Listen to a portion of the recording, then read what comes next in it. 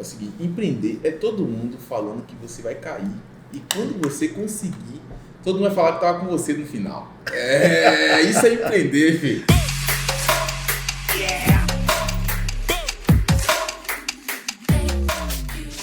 Fala galera, beleza? Chegamos a mais um episódio do podcast De Pouco em Pouco, um podcast de empreendedorismo. Eu, Emerson, representando a Bússola Consultoria em Gestão Empresarial, Luiz Vacari, representando a Love Burger e o El Nacho. Gente, o podcast ele tem como função não contar todo o glamour depois que deu certo. O que a gente quer saber aqui é desde a ideia e tudo aquilo que tem de perrengue e de desafios até dar certo. Hoje aqui a gente conta com o Léo Tradi. Obrigado, Léo. Obrigado. Grande Léo. Grande Léo. São os clientes, né? Exato. Aliás, gente, hoje tá legal, porque o Léo tá com 2 clientes aqui e a nossa mesa hoje tá parecendo de gole em gole, nem de pouco em pouco, né? Porque, ó, De gole em gole é isso. juntou 3 pessoas que gostam de cerveja. O Luiz hoje não tá podendo, né? Porque a sua... É vodka. Exatamente. Léo, a gente agradece aí da presença. Conta um pouquinho aí quem é o Léo, como tudo começou. Bom, eu sou o Léo Tradi, você já falou. Sou natural de Salvador, Bahia. Na verdade, sou natural da Bahia. Nasci em Amélia Rodrigues, depois fui para Salvador. Vim para Jundiaí há 10 anos atrás, 12 anos atrás, mais precisamente. Uma dessas minhas aventuras aí de aprender um pouco mais sobre o meu ramo de tatuagem, que eu comecei lá há 20 anos atrás. Chegou uma hora que o mercado se estreitou para mim, eu resolvi sair um pouco e ver o mundo lá fora. Acabei parando em Jundiaí. A cidade me acolheu muito bem, então sou muito grato. Estou aqui agora. Na época você começou como... Não era só o nome Léo Tradi, né? No início, quando eu cheguei aqui, era Léo Tradi. Aí teve a apelido de Batman.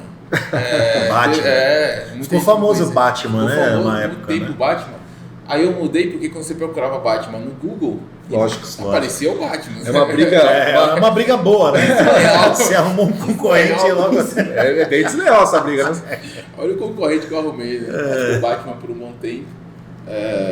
Mas depois com a expansão do nome, ou com a expansão do trabalho, eu acabei tendo essa necessidade de mudar o nome, mais para que as pessoas pudessem ter um acesso um pouco mais fácil ao meu trabalho, principalmente em redes sociais e tal. E como foi esse início, Léo? Teve alguma situação que foi mais desafiadora? Cara, teve como todo empreendedor. Eu não costumo muito falar dos problemas, né, Sim. que a gente tem. Faz parte da vida, né? Porque a história triste todo mundo conta, Sim. tá ligado? Então, geralmente, no dia a dia, eu costumo falar das coisas boas. Mas, assim, foi bem complicado. Eu saí de uma empresa de implantação de sistema. Eu era estagiário na empresa de implantação de sistema. Aí, acabei entrando para a parte administrativa. Aí, conciliava isso com tatuagem, porque eu fazia tatuagem por esporte, assim, com amigos, né? O começo foi muito engraçado, todo mundo pergunta como é que você começou. Eu sou o único tatuador do Brasil que começou a tatuar aprendendo com um padeiro. Padeiro? Eu imagino ele aprendendo com o tatuador a fazer pão. Tinha uma troca de conhecimentos, a gente ensina a fazer pão, você te ensina a fazer tatuagem, né? Eu desenho desde criança. E aí na minha família muita gente desenha, eu sou autodidata com desenho. E eu trabalhava nessa empresa de implantação de sistema e chegou um dia que eu conheci esses caras que tinham uma banda de rock. Eu tocava bateria numa banda de rock com esses caras. E eu ia visitar eles com certa frequência, vi que ele tatuava, me interessou ver o processo da tatuagem. Como eu já desenhava, achei interessante aquilo. E comecei a acompanhar, para ver, né, por curiosidade. E um dia esse cara torceu o braço e o cliente dele, que foi lá, a gente tatuava em casa, né? Máquina caseira. Máquina caseira é feita com um garfo, uma lapiseira, Nossa. um carregador Motorzinho de celular, de rádio. um motorzinho de rádio e um agulha de costurar. Crianças, Nossa. não façam isso em casa. Não façam isso em casa, gente. E aí eu vi ele fazendo aquele trabalho, achei interessante e acabei indo acompanhar. Quando foi um dia ele torceu o braço jogando futebol. Antes disso eu comecei a desenhar para ele. Papel mesmo, assim, tipo... Eu desenhava no papel você fazia e o ele desenho tatuava, que... porque ele não sabia desenhar. Ele não sabia desenhar. Tudo certo para dar errado, né? O cara tudo procura certo um padeiro que não sabe desenhar para fazer uma tatuagem. Bacana. Aí eu ia pra casa dele direto para ver o processo de tatuagem. Um dia o cara torceu o braço E o cliente dele virou pra mim e falou, velho, então faz você. Eu falei, você tá louco, mano? Nunca tatuei. E o cliente falando pra mim assim, velho, é a mesma coisa que desenhar só que na pele. Parece ideia, né? Aí eu falei, não é. Aí o cara falou, faz o seguinte, faz em mim, se ficar ruim, o cara cobre depois. Aí o cara falou, demorou, eu cubro. Eu falei, se vocês não estão preocupados, irmão. Tá bom, né? Quem sou eu, né? Mas a importância do incentivo, né? É. Um incentivo pra começar a tirar uma ideia do papel é legal. Aí eu fiz a primeira tatuagem. E saiu? Legal? Não gosta, mano. Ficou horrível, cara. Ficou horrível. Mas ia falar o nome do indivíduo, o Adriano. Eu tenho problema com o Adriano. Você vai ver outra história de Adrianos aí. E o Adriano, que era esse padeiro e tatuador, era tão ruim na época que o meu trabalho ruim ficou bom pro cara. Então, No nível dele, o senhor tava melhor. nossa, o nível dele meu tava sensacional. Aí o cara saiu falando, nossa, você tatua demais. Eu pensando, tomara que ele não fale que foi eu. Só que aí no dia seguinte esse cara me trouxe outros clientes, outras pessoas da primeira tatuagem. E eu comecei, que gostava de tatuagem, então eu comecei a tatuar e tal. Fazia por brincadeira mesmo, por diversão, final de semana, nos horários vagos. E aí acabei gostando da ideia e parei aqui. Mas nesse intervalo de tempo teve muita coisa aí. Muita coisa que a gente vai... Não, são 20 anos, né, cara? E de repente, quando você largou mesmo assim a empresa para se dedicar só para tatuagem, quantos anos faz? Eu estava 2 anos na empresa. Já estava 2 anos na empresa quando eu resolvi largar tudo. Eu entrei na empresa com 16, com 18 foi com 20 anos. Com 20 anos. Tem 15 anos. E na época a galera te apoiou super, né? Só que não. Não. Já apoiou super. Você vai largar uma empresa na área de TI para ir fazer tatuagem. Minha família ficou em choque. Tá ligado? A família... Porque todo mundo apostava, nossa, é o exemplo da família, é ele e tal, tá tudo certo. Sistemas. De repente eu larguei tudo para ser tatuador. E na verdade foi uma aposta arriscada. Assim. Quando eu comecei a ter essa... Vou contar a história puxar a história um pouco distante. Assim. Quando eu era moleque, meu avô perguntou a todo mundo o que cada um ia fazer. E cada um falou o que queria fazer. Nossa família era muito humilde, né? Então um queria ser pedreiro, o outro queria ser soldador. E eu, que era um pouco mais ambicioso, queria ser gerente de uma multinacional. E pra mim, gerente era o dono, tá ligado? Aí meu avô falou assim, todo mundo aqui vai ser funcionário? E eu falei, pô, mas meu avô foi que me criou, né? E eu chamava de pai. Eu falei, pô, mas o pai tá achando que você é funcionário? Eu falei, acabei de falar que você é gerente, como é que você é funcionário? Eu era um moleque de 10 anos. Aí passou um tempo, eu entrei para essa empresa, virei gerente. E um dia eu tive uma treta com o meu patrão na época, por uma questão que eu acho que era injusta, tá ligado? Ele me chamou na sala dele e me xingou pra caralho. E na época, na hora que eu tava ouvindo aquilo, eu ouvi meu avô falando, tá vendo, você é só funcionário, né? Caiu a ficha. Caiu a ficha. Aí eu mandei o patrão tomar no cu, velho. E saí na lata. Falei assim, essas porra aí que eu tô indo embora. Vai tomar no... Aí ele falou, mas não é assim, em outros lugares você vai ouvir a mesma coisa e tal. Eu falei, bom, em outros lugares eu vou ouvir a mesma coisa. Aqui eu não vou ouvir nunca mais. Exatamente. Eu peguei minhas paradas e fui embora. E aí resolvi que ia ser tatuador.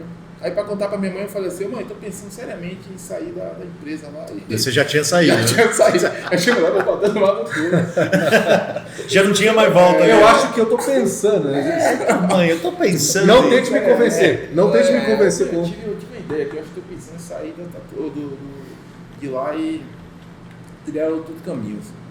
Ah, mas você tá pensando em fazer o quê, filho? Eu tô querendo ir até pra tatuagem. Meu irmão... A briga foi feia. Eu acho que ela pensou que eu acho que ela escutou que eu tava querendo ir até pra boca. Isso faz quantos anos atrás? Isso foi há 15 anos atrás. 15 anos atrás. 15 anos atrás ainda tinha muito preconceito, né? Com tatuagem, bastante, né, cara? Bastante. A família achava que eu ia entrar pro crime. Era tanta coisa que colocava. Hoje em dia a tatuagem tá glamorizada. Super, né? Hoje em dia é glamorizado. Total, né? A galera olha tatuador e fala, nossa, deve ganhar uma fortuna, tá ligado? Mas na época, falar o cara tatuador, a galera até saía de perto. Assim. Mas é legal que assim, né? O ramo do Léo, Ele é um artista. É um artista. É diferente de, por exemplo, pô, vou fazer um negócio aqui, vou comprar trufa, vou fazer trufa, vou vender. É um empreendedorismo também, mas é um talento, né? Sim. É um artista, né? Como um músico, como O próprio cozinheiro, né? O próprio cozinheiro. um cozinheiro, de repente um chefe de cozinha glamorizado. Mas no empreendedorismo é a mesma perrengue, né, Léo? De abrir empresa, começar a contratar gente, conta um Mas pouquinho. eu vou te dizer qual que é o grande complicador da tatuagem. No ramo de alimentação, por exemplo, você aprende a fazer alimentação, você aprende empreendedorismo dentro da alimentação. É muito mais fácil você buscar, quando você, tô querendo abrir um restaurante, como é que você procura a logística de um restaurante, como é que funciona, Sim. como é que funciona para abrir. Na tatuagem o cara só abre um estúdio. Só abre um estúdio. Então, qual que é o grande problema do tatuador? É que a gente tem muito tatuador, pouco artista e menos ainda empresário. Porque é muito Boa, cara falou fazendo tudo. tatuagem, muito cara fazendo tatuagem sem buscar um pouco de entender da arte, muito cara fazendo tatuagem sem buscar um pouco de entender da arte e sem buscar um pouco de entender de negócio. Por isso que a maioria dos estúdios que aparece, cresce ou fica... na verdade, a maioria dos estúdios que aparece acaba no meio do caminho ou acaba por se tornar um lugarejo de fazer tatuagem. Sabe? Não cresce, não tem um plano. Não tem um plano de negócio, o cara vai passar o resto da vida fazendo aquela tatuagem, enfiando aquele buraquinho ali e tal. São poucos os caras que pensam como empreendedor. Eu falo direto com o pessoal do workshop, do Bastante Workshop, eu falo direto. É muito fácil você empreender no ramo da tatuagem, quando você tem uma noção de negócio, porque quase ninguém tem. É verdade, é um diferencial. Acaba sendo um diferencial. Você sozinho. Não é um diferencial. Se você for olhar a grosso modo aqui e aí, tem muito estúdio. Quantos estúdios são um negócio? Tem muito estúdiozinho pequeno. O cara sobrevive daquilo ali, ele não vive aquilo. Ele não vive daquilo, ele sobrevive com aquilo. Faz tatuagem, gasta dinheiro, no final do mês está desesperado para poder pagar aluguel. Mas se você chegar pro cara e falar, você sabe o custo? Qual é o teu custo da tatuagem por hora? O cara ele é o tatuador, ele é o faxineiro, ele é o atendente, ele é o cara da compra. Da rede social. Ele é o cara da rede social, ele é o cara da parte de escritório. O cara faz tudo, tá ligado? Ou na maioria das vezes, o cara ele faz alguma coisa, a mulher dele trabalha dentro do negócio fazendo outra coisa. É uma estrutura meio familiar, né? E a grande maioria, assim, entendeu? O cara ele faz tatuagem, a mulher trabalha como secretária. Mas eu acho que uma coisa importante que o Léo falou é que realmente no ramo dele, o preparatório para negócio ainda é uma coisa em desenvolvimento. Porque, por exemplo, cozinha. A cozinha hoje você tem faculdades de gastronomia, onde você, dentro do conceito e da ementa da faculdade, você aprende também a empreender naquilo. Sim. E a grande maioria das profissões mais não conceituadas, porque a tatuagem está mega em alta, mas as profissões mais antigas, sim, ela já tem uma estrutura de como empreender naquilo. E eu vejo que na tatuagem o que ela falou é verdade. Não tem ninguém ensinando como empreender. Não tem nada onde você pode buscar referência. Mas hoje você faz uns cursos, workshops. Sim. Você ensina também essa parte mais empreendedora ou mais para artista? Eu passo por isso no meu workshop, mas a busca do tatuador por isso é muito pouca. O cara não está preocupado com tem esse gatilho ainda, né? A questão não é ter... Porque, por exemplo, quando eu comecei a entender, eu comecei a fazer tatuagem, eu tive o prazer de ter trabalhado antes numa multinacional. Trouxe muito apesar disso. Do xingo? Apesar do xingo, foi e eu te digo mais, o Vitor foi o cara que mais odiei trabalhando, mas foi o cara que mais me ensinou. O que você mandou para aquele lugar? O que eu mandei para aquele lugar foi o cara que mais me ensinou, né? Com relação ao negócio. Foi o cara que me incentivou, por exemplo, a ler livro. Eu sou um cara que gosto muito de leitura. Incentivo veio dele. Eu lia muito em gibi. E ele me deu o primeiro livro que eu lembro como fosse, foi O Monge Executivo. Legal. Aí eu devorei esse livro. Com o primeiro livro, nada bom. Primeiro livro. Aí eu devorei esse livro e daí pra cá eu comecei a pegar livros nesse know-how. Como eu tive a vivência dentro da empresa, na parte de administrativa, na parte de gestão do negócio também, eu acabei trazendo muito disso pela tatuagem. Entendeu? Então eu tive a sorte de ter caído nisso antes de ter caído na tatuagem. Quando eu vim para o primeiro estúdio aqui em Jundiaí, por exemplo, eu estudei primeiro o ambiente. Que tipo de público que eu estava atendendo?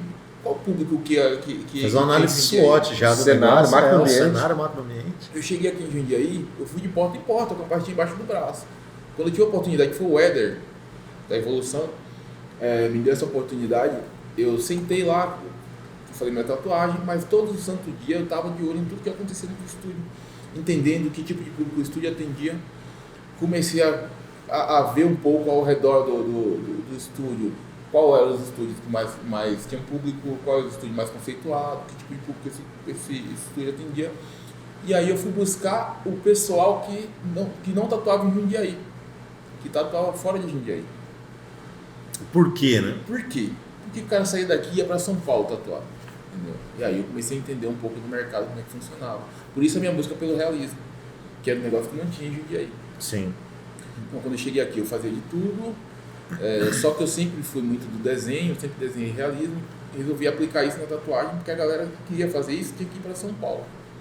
Entendeu? Aí eu peguei um público que praticamente era órfão aqui em Jundiaí. Mas eu conheci o trabalho do Léo, sim. Eu lembro do Diego, né? O Diegão, o Gasparini. Diego, que também foi nosso aluno, né? Puta vida. Vou falar todo mundo que já passou, né? Puta vida. Mas enfim, eu vi uma tatuagem que o Léo tinha feito nele, que eu acho que era aquele do Up nas Alturas, né? Aquele velhinho lá, com bexiga. E o Sr. Frederiksen. E eu olhei aquela tatuagem e a pele do Diego é isso aqui, né? Esse aqui tá mais bronzeado. Está mais bronzeado. Isso aqui chama de bronzeado de palmito. E cara, eu encantei. Eu falei, cara, que tatuagem perfeita. E era uma realidade assim, que eu falei, cara, onde você fez? Que foi aí que eu fui atrás do Léo. Aí eu fui conhecer o trabalho dele. E eu lembro que numa das sessões, né, foram várias, né? Foram algumas para terminar o meu astronauta aqui, demorou, né? Bastante. Mas enfim, teve um dia que eu cheguei lá, cara, e ele tava pintando um quadro de um menino, um mendigo, acho que era, né? Um menino sentado. Cara, eu olhei para aquilo, eu falei, meu, é isso. É mais perfeito que uma foto aquilo, né? Quantas horas você ficou naquilo, cara? Cara, eu nem contei, porque na verdade eu nunca conto as horas que eu sinto para desenhar assim, porque senão você fica muito focado em tempo e acaba se perdendo com a questão artística. Detalhe, né? Fui fazendo, mas ao todo foram 3 dias. 3 dias? É desse tamanho o desenho, mas foram 3 dias. Não, mas é uma riqueza de detalhe, cara. Não sei se você chegou a ver quando você foi lá. Você lembra? Você viu? Foram 3 você fez dias um quadrinho? pela dimensão. Ela é muito pequena, os detalhes tinham que ser muito precisos. Então acabava demorando bastante tempo. Nossa, mas era uma perfeição, cara. E Jundiaí realmente não tinha, né, um tatuador que fosse para essa parte de realismo mesmo, né? Era mais old school, era mais traços mais grosseiros. Muito né? trabalho comercial tinha em Jundiaí. Aquela coisa de linha de produção, né? Muito trabalho comercial. Esse foi um dos grandes problemas que eu tive em Jundiaí. Até achar mercado. Na verdade, eu tive problema com os tatuadores, a aceitação por parte dos tatuadores. Nunca foi uma preocupação para mim, essa é a real. Eu cheguei para fazer meu trabalho, eu sabia o que eu queria fazer, busquei qualquer público que eu queria trabalhar e não foquei muito nas críticas não. Mas o grande problema é que por não ter, as pessoas colocavam muito empecilho, não fica legal, a longo prazo você perde e tal. Os caras criavam um monte de empecilho para dizer por que eles não faziam. Ao invés de tentar correr atrás e fazer, tentar aprender também. Aí eu fiz bastante curso com relação a realismo, comecei a estudar bastante pintura, trazer muito da pintura, comecei a ler bastante sobre pintura realista, época renascentista, e aprendi bastante sobre isso. Conheci alguns caras a nível do Brasil, assim, que já trabalhavam com isso há muito tempo e acabei me aprimorando. Mas você vê que até nisso, né, cara, por mais talento que você já tenha, que você teve, a pessoa às vezes ela é abençoada com aquele talento, mas isso não impede dela de se aprimorar ainda mais. Não, de sentar, conhecer a história, de ir atrás. Talento, né? A pessoa senta no talento e pensa que não tem como aprimorar. Exato. Cara, a médio e longo prazo acaba sendo engolido se você não... Real. E isso acontece dentro da tatuagem com uma frequência absurda, assim. Como a gente, hoje o papo nosso aqui, você falou que já participou de alguns podcasts, né? Mas mais voltado a uma tatuagem. Eu participei em um único podcast. Aí eu fui convidado para um outro, só que o pessoal não conhecia, eu fiquei um pouco Receoso. É difícil. Mas era mais focado para tatuagem. É focado na tatuagem. Porque o nosso, como ele é um foco totalmente diferente, né? Empreendedorismo, encara o tatuador, é como fala, cara. Se você falou, sentou no talento, pô, o cara tem um talento para fazer cerveja. Se o cara simplesmente acha que tem um talento, cara, ele vai ser engolido se o cara não for se aprimorar, ver quais os estilos de cerveja, como ele faz, como faz para melhorar o processo. E isso, seja tatuador, seja cerveja, seja lanche, seja filmmaker, né? O nosso querido Guilherme aqui, ó. Né, Gui? A gente tem que estar sempre se atualizando, né? Se atualizando. Apertando né, o F5. Ô, Léo, mas assim, falando de realismo, você não chegou aqui em Jundiaí e já teve as portas abertas, né, mano? Não. O que você tem pra contar dessa época aí? Eu, quando eu cheguei aqui em Jundiaí, eu fui de porta em porta, tá ligado? Passando nos estúdios com uma pastinha embaixo do braço. Era muito engraçado, com um portfólio embaixo. Na verdade, não era bem um portfólio, era o que eu tinha pra apresentar. Tinha desenho, tinha foto, tinha um monte de coisa. E aí eu não tinha nada organizado. E aí quando eu passava nos estúdios, a maioria dos estúdios de aí era no alto, assim, né? E pra mim, estúdio no alto era coisa de cuzão, tá ligado? Eu quero que pensava do público de rua. Aí... Não deixa de ter uma lógica. Falar, pô, o cara tá no alto, o cara deve ser muito cuzão, velho. Hoje não, hoje você vê que já tem muito estúdio que é no alto. Inclusive, o seu. Eu sou mais cuzão de Jundiaí. Que andar que você tá? Eu tô no 16º agora. Cuzão pra caralho, tá ligado? A bússola fica no 17º. Tá em cima do C. Então, pior é. Cuzão pra caralho. Aí eu fui passando de porta em porta, assim e tal. E passava na frente e falava, não vou subir, os caras são mó cuzão. Só que aí, nessa daí eu comecei a ver que em Jundiaí tinha muito. Eu caí em Jundiaí por acaso, cara. Eu tava andando em São Paulo, procurando um estúdio pra trabalhar em São Paulo. Aí eu vim pra Morato, que minha mãe tinha uma casa em Morato, eu tava ficando lá. Aí um tatuador de Morato falou pra mim, velho, vai pra Jundiaí. E se você vier de trem de São Paulo pra Morato, você vê que ele vai virando roça, tá ligado? O pessoal de Morato não me bata. Não, naquela época. Naquela época. Hoje é só prédio, mansões. Mas você vai vendo que vai ficando mais mato. Aí a percepção sua que Jundiaí também é. Aí eu comecei a pensar, pô, mano, quantas estações aqui pra Jundiaí, irmão? Ele falou, algumas. Aí eu calculei assim, velho, se de São Paulo pra cá, eu caí em Morato, essa roça aqui, mano, tá ligado? O ambiente já ficou mais precário. Daqui pra lá eu vou tatuar em Oca, tá ligado? Um bagulho mais indígena, tá ligado? Só que aí mudou, né? Eu falei, não vou, cara, não vou. Pra Jundiaí, eu falei, como é que faz pra chegar? Ele falou, você pega o trem aqui e desce na última estação. Qual que era a probabilidade de eu vir depois da Oca, mesmo. Eu falei, pô, vou tatuar na Oca. Aí peguei o trem e vim. Por curiosidade, falei, vou pegar o trem e vou lá. Isso tá falando 15 anos atrás? Isso há 12 anos atrás. 12 anos. Há 15 anos atrás eu resolvi tatuar mesmo em Salvador. Há 12 anos atrás eu vim pra cá. Aí eu peguei o trem e vim. Aí quando eu fui passando a estação, e você tá ligado, né? Saí de Morato, você passa por baixo do túnel ali e aí pro Tujuru, irmão. Tá ligado? Piora pra depois melhorar, né? Tem forma Morato e uma megalópole, tá ligado? Aí do Tujuru, aí veio Campo Limpo, Vaza Paulista. Aí quando foi chegando no vídeo aí que eu vi prédio, a felicidade, você não faz ideia da felicidade. Aí eu desci lá na Vila Ares. E eu achava que o centro era ali, então andei por ali pelo centro. Pelo centro da Vila Ares ali. Já estava voltando, aí encontrei uma menina cheia de tatuagem. E depois disso nunca mais ouvi essa menina, mas cheia de tatuagem. Perguntei com relação ao centro. E aí eu vim subindo do centro numa sequência que ela falou.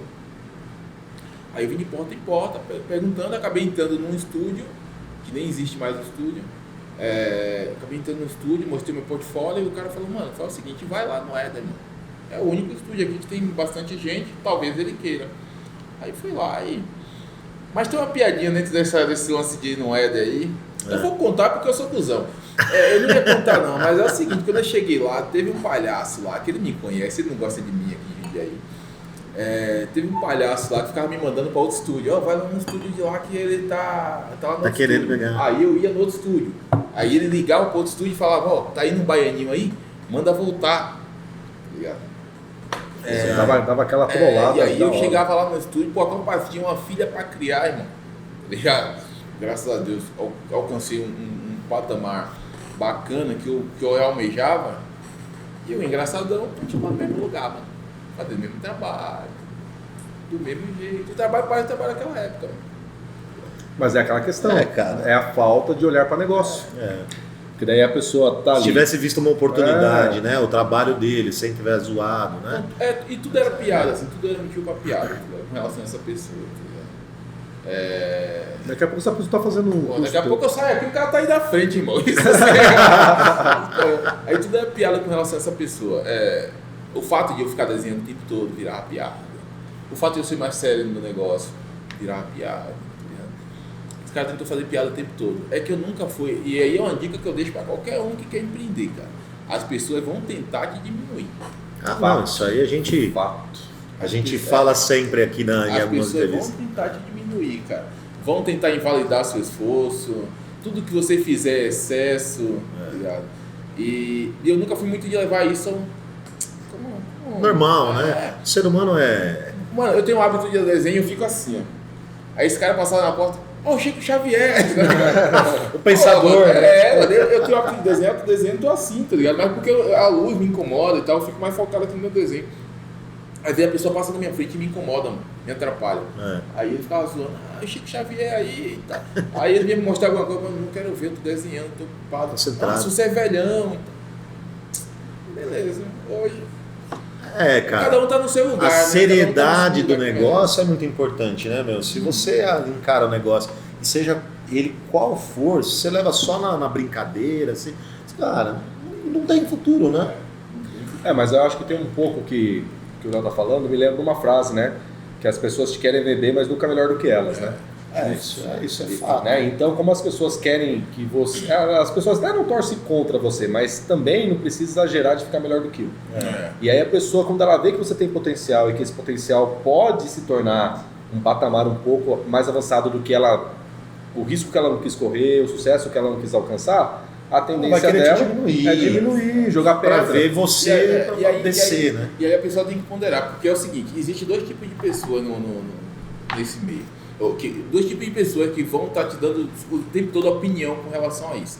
Existe a pessoa que é pai, mãe, parente, que muitas vezes quer te dar um conselho, porque ele tem medo de você se decepcionar, ou tem medo de você acabar tropeçando e ter que começar tudo do zero, se frustrando, entrando na depressão, que isso acontece com certa frequência com quem empreende. A gente conhece um monte de gente que tentou empreender e acabou se decepcionando. Existem pessoas que ela não quer simplesmente que você cresça. E ela não quer que você cresça porque ela simplesmente não quer que você cresça. Ela não quer que você cresça porque isso vai forçar ela a ter que trabalhar, irmão. Isso vai forçar ele a ter que correr atrás. Quanto menos você se esforça, menos ele vai precisar se esforçar. Verdade. E aí o que ele faz? Tenta te diminuir, te invalidar. Porque não tem necessidade, não precisa. Eu acho que tem toda a razão, porque às vezes você, mesmo numa família, num grupo de amigos, eu já vi muito acontecer isso em grupo de amigos. Que de repente você começa a ter um viés de crescimento, um viés... Você acha que você passou por isso? Eu falo, cara, assim, né, eu na minha época, quando eu era moleque, cara, eu tinha um círculo de amizades que, cara, era... eu sempre fui... O meu apelido na época, quando eu tinha, sei lá, 14, 15 anos, era careta. Por que era careta? Porque eu era aquele cara que ficava bloqueando os caras de fazer cagada. Vamos explodir orelhão? Mano, que explodir orelhão, cara? E eu não, falando sério. Era a galera que eu andava na época. E os caras, vamos explodir orelhão, vamos jogar pedra na casa da mulher. Porra, mano. E eu sempre era o cara que, não, mano, pra que eu vou fazer isso? Vai estragar as coisas dos outros. Pô, orelhão a gente usa. Então eu sempre fui careta. E quando eu comecei a fazer essa parte de querer estudar, de ler, né, como você falou que, né, como você começou a se desenvolver, eu queria pessoas que eu pudesse trocar ideia sobre aquilo. E eu não tinha.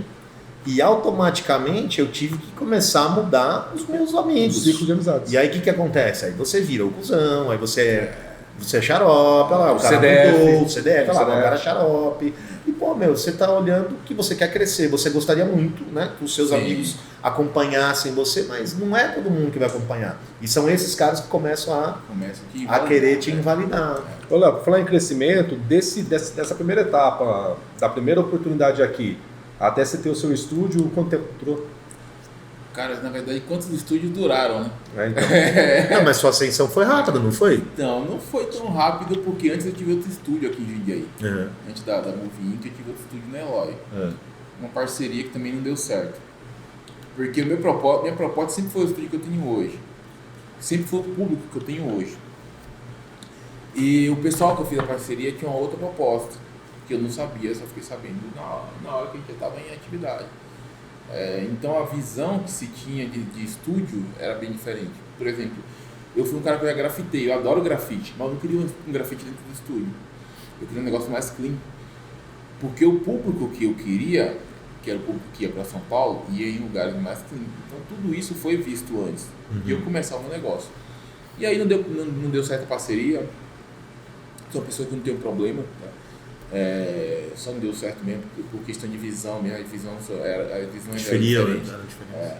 Mas entre eu chegar em Jundiaí porque antes disso teve mais uns 5 anos que eu tatuei tipo em casa, correndo mesmo de qualquer jeito. Mas entre eu chegar em Jundiaí e eu alcançar, não foram 8 anos, né? Chegar em Jundiaí de vez e alcançar um espaço foram 8 anos. Aí antes da Move Inc., que era o meu estúdio, é a minha marca ainda, mas antes da Move Inc. eu tive um estúdio chamado Be Yourself, que eu fiz meio que, mas eu fiz meio de qualquer jeito, escolhi o nome de qualquer jeito, fui eu que escolhi e tal, mas eu já tinha uma visão. Por exemplo, o público que eu queria alcançar, ele é mais glamorizado, ele gosta de indicar a pessoa e ter o prazer de dizer foi eu que indiquei. Sim. A primeira coisa que eu fiz foi tirar nome de tatu, estúdio, tudo da frente. Era um estúdio, só tinha um número. As pessoas que iam sabendo tinham prazer em indicar, falar, velho, vai lá, você vai ver que é uma portinha só, o cara você não dá nada. Porque se o cara olha pra mim na rua e diz que eu sou tatuador, o cara você não vai dar nada, nem parece tatuador, deixa por conta do cara. E isso deu muito certo, as pessoas indicarem. E aí o nome correu muito rápido por isso. Sim. Porque ao contrário da maioria que tinha a placa tatu na frente, o meu era só por indicação. Então só ia quem conhecia. Os caras faziam questão de dizer, foi eu que te indiquei. Legal. E isso deu muito certo. Passado o tempo, aí eu precisei mudar o nome, porque Be Yourself, a galera falava By Yourself. Sim. A galera não sabia pronunciava falar, errado. Aí eu contratei uma empresa, na época era o eu contratei uma empresa que fez o name, fez o logotipo. Profissionalizou mesmo. Profissionalizou o negócio. Que já era minha ideia, só que antes eu não tinha o capital para fazer isso. Esperei o momento certo, não tinha o capital. Fiz o trabalho com os caras. Teve uma convenção em Jundiaí que me ajudou muito. Foi quando a gente trouxe a Sabrina Boing, fizemos todo um espaço bacana com loungezinho, segurança para entrar, sair e tal. E dentro da convenção isso chamou muita atenção. Que é outra coisa também que dentro da tatuagem, se você vai numa convenção, por exemplo, de micropigmentador, você vê a organização. Micropigmentador, na verdade, é o tatuador que deu errado. Que o micropigmentador não queiram minha cabeça também, porque eu vou perguntar por quê antes de comprar uma treta. Na verdade, o micropigmentador, a máquina de micropigmentação era a máquina de tatuagem que deu errado. Era muito fraca, acabou sendo interferida para a micropigmentação, porque a galera já fazia a micropigmentação com máquina de tatuagem. Uma determinada marca, que eu não vou levantar a bandeira porque eu não sou patrocinado, determinada marca fez uma máquina, ficou muito fraca, mas ficou bom para micropigmentação. Então, aí, a partir daí, a galera começou a usar essa máquina especificamente para esse tipo de negócio. O ramo veio meio que por acaso, a galera começou a ver a facilidade, que é bem mais fácil. E eu não falo que é mais fácil para todo mundo. É mais fácil para o tatuador de realismo desenvolver uma micropigmentação. Porque quando a gente faz um rosto, a gente tem que fazer a sobrancelha como ela é. Exato.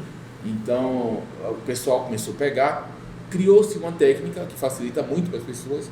Para tatuagem não tem técnica, irmão. Na verdade, existe as técnicas para você fazer a aplicação, mas não tem a técnica para você chegar no resultado final igual ao resultado, principalmente no realismo.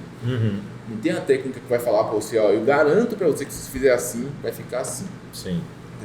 Até porque inclinação de máquina faz diferença. Quando é que você vai saber qual que é a inclinação da máquina? Tipo de agulha faz diferença, inclinação de máquina, tipo de máquina faz diferença, velocidade da mão, movimento, tudo isso faz diferença na tatuagem. Na micropigmentação você tem um movimento. É uma técnica aplicada, um processo. Tem um cálculo para isso. Na tatuagem não tem um cálculo para isso.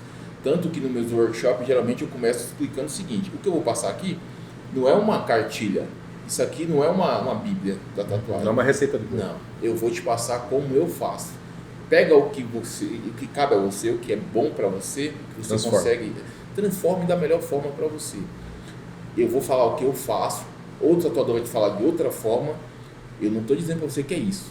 Então isso já mata um monte de curioso que está lá no meio. Porque, no meu entendimento, não existe uma técnica precisa para tatuagem. É igual você pintar quadro. Existe técnica que faz você pintar um quadro, mas não existe técnica que transforme no artista. Um pintor, artista, tá ligado? Você é o cara que vai pintar e vai descobrir Você vai se descobrindo. Ele se descobre. E na verdade é igual tomar vinho, cara. Você vai descobrindo aos poucos o que você vai buscar naquilo, tá ligado? Então, pintar um quadro é exatamente isso. Muita gente pinta para desestressar, outro pinta porque quer se expressar, tá ligado? Sim. Cada um tem uma forma de conduzir. Tatuagem eu acho que é a mesma coisa. E eu acho que é isso que falta muito nos tatuadores. Bom, agora eu vou te fazer uma pergunta, né? Eu lembro que uma vez numa das sessões lá, a gente batia papo pra caramba, né? E você falou, a gente estava falando que no Brasil, cara, na Europa, por exemplo, né, na Austrália, os caras chegam lá para tatuar e o cara é o artista, ele faz a arte dele no corpo do cara. Diferente de você pegar no Brasil, a gente tem aquela coisa, eu quero um leão, eu quero uma bússola, eu quero um golfinho, eu quero um astronauta, eu quero não sei o quê. Porque no Brasil tem muito disso, né? O cara chega lá específico. Sim. E na Europa já o lance é diferente. A confiança no... Você pega o artista que tem um desenho e fala, eu quero que você desenhe o que você quiser. Entrega o corpo do cara como se fosse uma tela em branco. Né? Mas isso vem exatamente do que eu estava falando antes, que a gente tem muito tatuador e pouco artista. Né? A gente não tem artista em excesso no Brasil. Na Europa é muito artista e pouco tatuador. Não que não tenha, só tatuador. Mas eu tive o prazer de ter uma vivência lá fora e você vê que os caras frequentam galeria de arte. Aqui os caras frequentam bar. Sim. Nada contra. Nada contra. Nada contra, até porque não tá bebendo aí. Mas tem hora pra tudo. Mas também... mas tem hora pra tudo. Por exemplo, um médico, ele frequenta o barzinho, mas ele também frequenta ambientes de médico. Exatamente. Qualquer profissão, ele tem o hábito de frequentar o social, mas também social, o técnico. mais o local técnico. Sim. O tatuador não tem um hábito, tá ligado? Ele geralmente sai com os amigos, vai fazer uma besteirinha, vai tomar uma cerveja, depois vai pra casa, vai pra balada e tal. No dia seguinte acorda e vai tatuar, tá ligado? Então isso leva a essa diferença lá na Europa as pessoas, foi uma experiência que eu tive. Primeira vez que eu cheguei na Alemanha para tatuar, primeiro dia, cheguei no estúdio, aí a menina chegou e falou assim, eu quero um personagem do Tim Burton. Beleza, qual personagem? Falou que você se sentir à vontade de fazer, eu gosto do Tim Burton, eu quero o personagem do Tim Burton. Eu falei, mas você não tem nenhum de sua preferência? Eu falei, ela falou pra mim, algum personagem do Tim Burton, minha preferência é essa. Vê o que você gosta, faz. Então, eu fiquei, e você vem do Brasil, tipo, eu quero específico aquilo, né? E aqui a pessoa sabe o que faz? Eu quero o que tá rolando lá na Europa. Eu quero o que tá rolando nos Estados Unidos. Virou moda, eles querem. E lá as pessoas fogem da moda. Fulano, tá todo mundo fazendo tal coisa, eu não quero isso não, eu quero outra coisa. Aqui não, as pessoas falam, tá todo mundo fazendo, eu quero igual. Ô Léo, mas pensando aqui, deve ser um mega desafio para quem empreende no seu segmento, que é desvincular o próprio nome com o nome da empresa, né? Na verdade, a maioria das pessoas já usam o próprio nome. Sim. Por preguiça de colocar nome de empresa, por preguiça de se transformar na empresa. Mas no teu caso, a primeira foi a segunda foi Move Inc. Aqui a primeira foi Move Inc. Primeira profissional, você fala, né? Você teve a Be Yourself antes. Tive a Be Yourself, que se transformou em Move Inc. Depois transformou em Move Inc., mas aí profissionalizou, né? Profissionalizou. Tratou uma agência, naming, identidade visual, todo um trabalho, né? Contratei toda uma equipe, poder trabalhar no estúdio.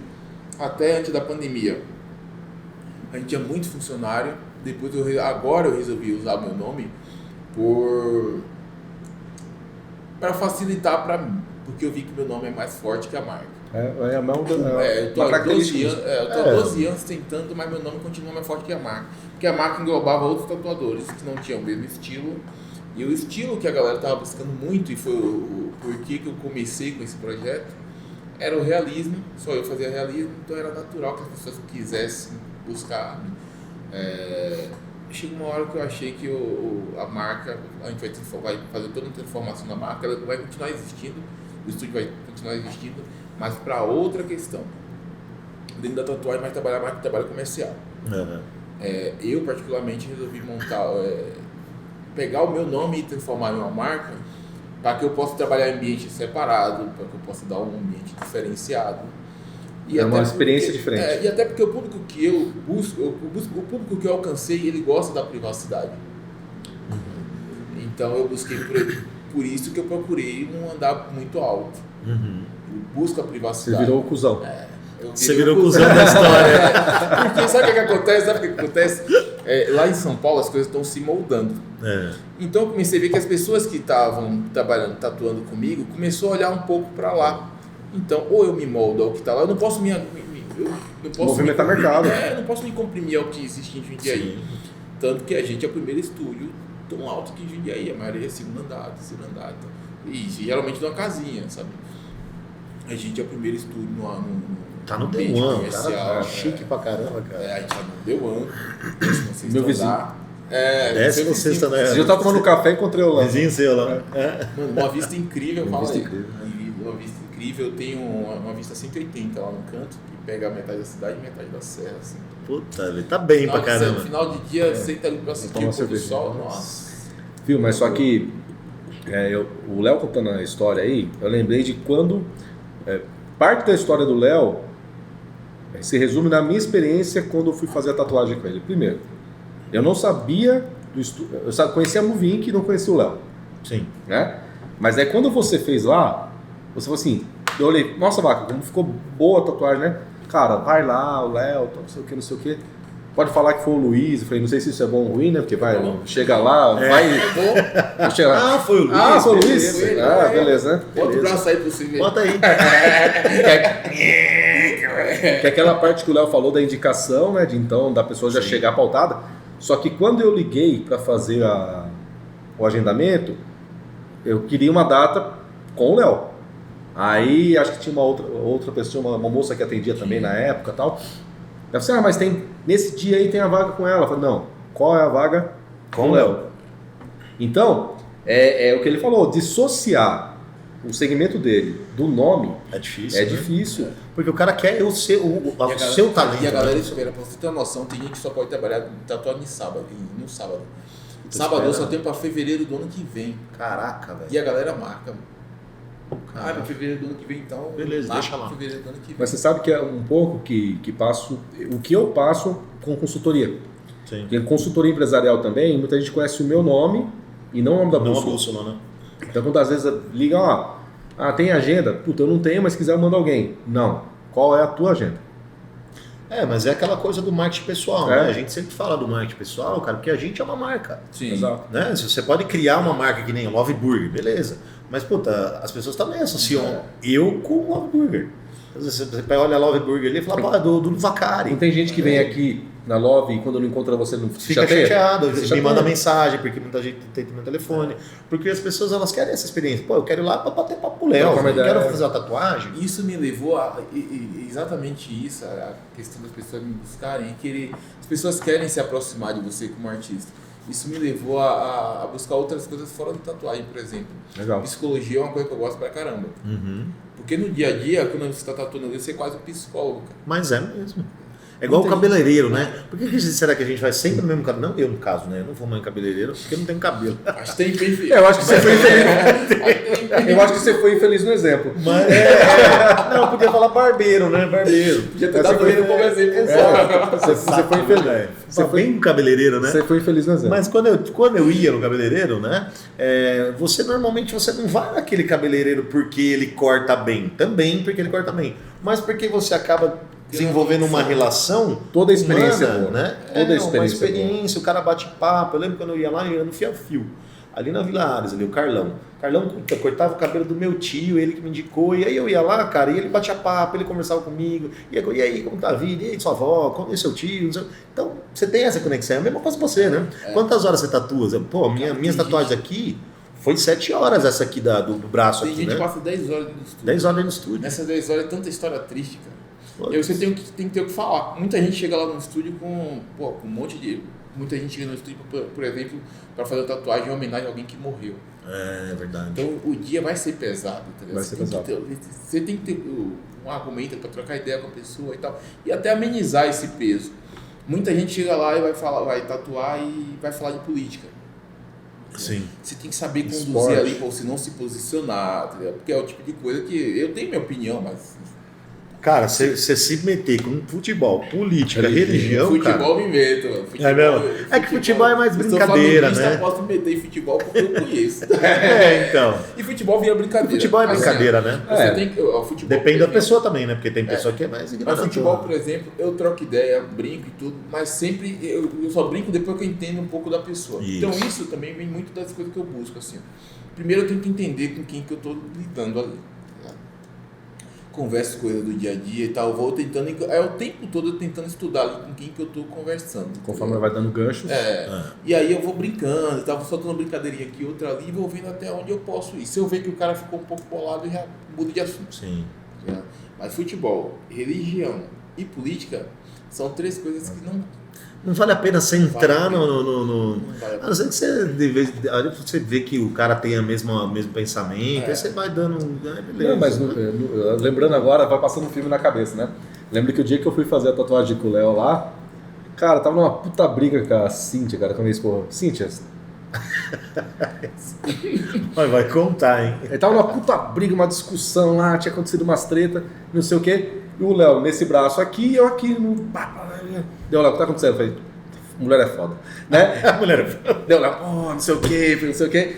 Mas é essa coisa sensitiva, né? Você tem que saber em que estado mental a pessoa tá, o que ela tá passando, e queira ou não, tá com uma agulha no braço, né? Então, Então, mas- assim, eu gosto muito de estudar psicologia, sociologia, gosto muito de estudar história, cara. Principalmente história do Brasil. É muito interessante, a gente não se interessa por isso. Então, Mas eu sou nossa história é a nossa essência, né, cara? E eu sou totalmente avesso do que. Na verdade, tem muito tatuador, não sou só eu, mas eu sou totalmente o avesso do que a galera tem como tatuador. Tá ligado? Por exemplo, eu sou um cara extremamente família, você me conhece, pô. Sim. Sabe que eu não. Você Não não vem vê- sempre aqui, né? Eu vejo Vem com a sua Minha filha, tá, família, sempre, tá tá com a ligado? Luísa, né? meu Já rolê de cresceu família, pra caramba né? desde quando você vem aí, né? Filha, te amo. Então, assim, meu rolê é de família, eu gosto muito de estudar coisas da parte social, eu gosto muito de música clássica. Sim. Outro dia eu tava conversando, a galera, eu posto às vezes alguma coisa e tá com música clássica, a galera, nossa, você escuta isso. A galera acha que eu sou rapper, né? Eu gosto muito de música clássica. Eu sou totalmente ao avesso do que a galera imagina como o estereótipo do tatuador. Sim. Meus horários vagos são basicamente destinados. Hoje, minha mulher até briga, né, mano? Porque eu gosto muito de futebol. Ela que cuida da sua agenda hoje? Não. Hoje a gente tem a Mayumi lá que cuida da agenda. A esposa agora tá grávida, né? Ah, Agora eu sou pai de 2, filho. Vai ter, mas tá grávida agora de. Por isso que tava aquela brincadeira lá no log. Pai de 2. Aí. 2 meninas. Tá vendo? Duas meninas? Que legal.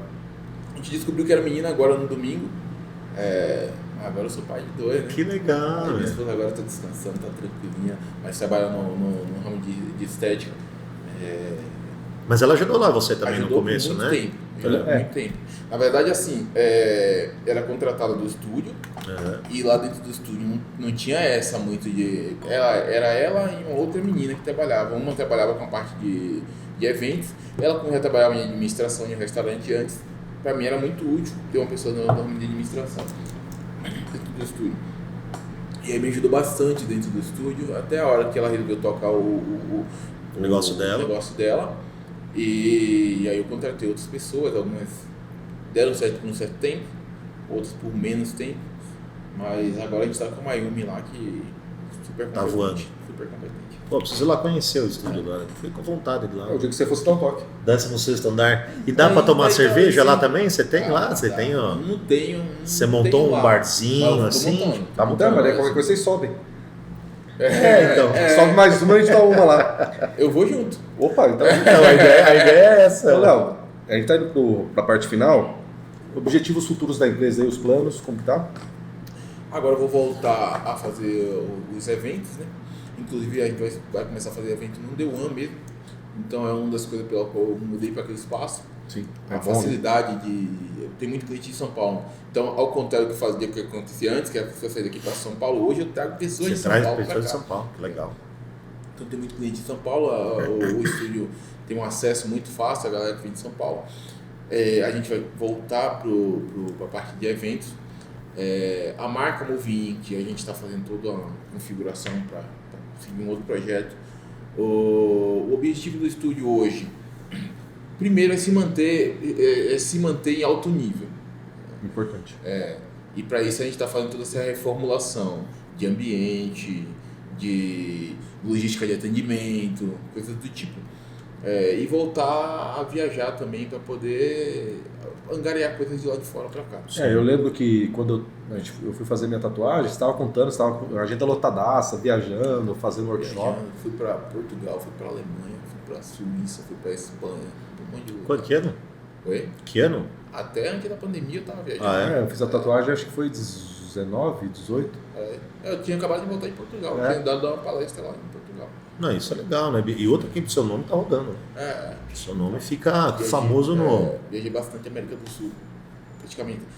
Brasil, eu passei aniversário até no Acre. Caraca, Acre existe? Acre, cara, você viu o dinossauro lá? E tem gente... Essa lenda. Essa lenda que tem dinossauro. Pessoal do Acre.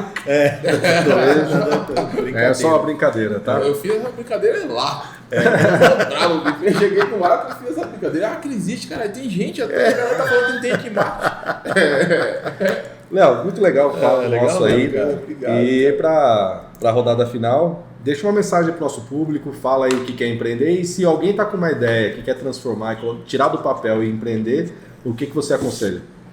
Empreender, cara, é o seguinte, empreender é todo mundo falando que você vai cair e quando você conseguir, todo mundo vai falar que estava com você no final.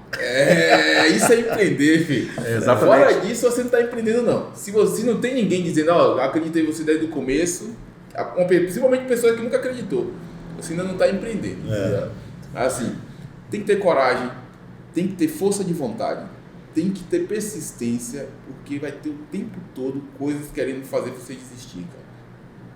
Vai ter pessoas querendo fazer você desistir, vai ter eventos que vão querer fazer, é mais fácil você ficar no ostracismo. Com certeza. É mais fácil você ficar no ostracismo. Não ache que você empreender, você não vai ter patrão. Na verdade, você vai ter um monte de patrão. Até mais. Um monte. Todo mundo que é seu cliente se torna seu patrão de alguma forma. Então, não ache que você não vai ter patrão. Não ache que você vai ter todo o tempo do mundo para viajar, que você também não vai ter. Mas você vai ter o prazer de dizer que você está construindo algo que faz diferença na vida dos outros. Para mim, isso é empreender. Isso é bom. Cara, Léo, puta aula, puta conversa bacana. História legal, né? História bacana. A gente poderia ficar aí mais uma meia hora, uma hora conversando. Que pena que a gente tem o tempo aí do programa. Agradeço aí, Léo, pela presença e por ter aceitado o nosso convite. Luiz, quer fazer alguma consideração final? Vamos falar, acho que é convidar, né? Agradecer a galera aqui que faz parte do nossa equipe aqui também, o Guilherme, nosso filmmaker, que está sempre aí, o pessoal que hoje, né, que a gente está entrevistando, os nossos parceiros, né, que também faz com que o podcast funcione. Aconteça, né? Porque é uma coisa que a gente fala, cara, a gente começa com uma ideia que a gente, de papo de boteco, né? Fala, vamos fazer um negócio, vamos fazer um podcast? Pô, vamos! Mas, cara, e aí, como que a gente sai fazendo, né? E assim, os nossos parceiros hoje, mais um entrevistado aqui, foi um prazer que a gente recebeu aqui o Léo, e também convidar, se você tiver uma história para contar, assim como a do Léo, como os nossos outros episódios, eu acho que é super válido você também entrar em contato com a gente, porque a gente adora que as pessoas tragam essa história, para que as pessoas também se inspirem em você, porque você pode ter certeza que às vezes você está ali fazendo um negocinho pequenininho, mas você está incentivando com que outras pessoas também façam aquilo e vem contar a sua história com a gente também. Ótimo, beleza, sigam as nossas páginas, isso aí. Também no Instagram e também no Spotify. E assim a gente termina mais um episódio do podcast de pouco em pouco. Não é só de glamour que a gente vive, a gente também conta toda a história antes de dar certo. Valeu, Léo, valeu, Luiz. Valeu, Leozão. Valeu, Luiz. Valeu. Boa. Valeu, Marcelo. Até mais, gente. Até mais. Valeu. Valeu.